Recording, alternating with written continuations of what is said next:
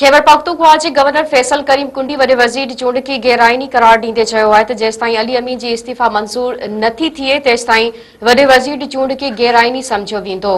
खैबर पख्तूनख्वा में सूबाई असेंबली जो इजलास स्पीकर बाबर सलीम सुआती जी सदारत हेठि थियो, जंहिंमें नए लीडर ऑफ दी हाउस जे चूंड कई वई। पाकिस्तान तहरीक इंसाफ जे उम्मीदवार सोहेल अफरीदी 90 वोट हासिल करे सूबे जो टीहों वॾो वज़ीर चूंडिजी वियो।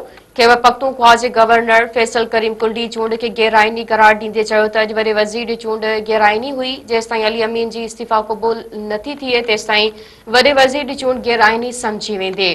हिन चते खैबर पख्तूनख्वा जे नए वॾे वज़ीर जो नोटिफिकेशन केरु कढंदो? अली अमीन गंडापुर जे इस्तीफ़ा मां मुतमिन न आहियां। इत्मीनान मुंहिंजो आइनी हक़ आहे।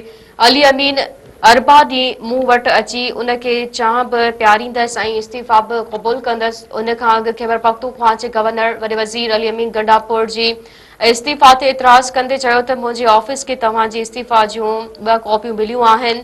तव्हांजी इस्तीफ़ा जी कॉपियुनि ते सहियूं हिक जहिड़ियूं न आहिनि।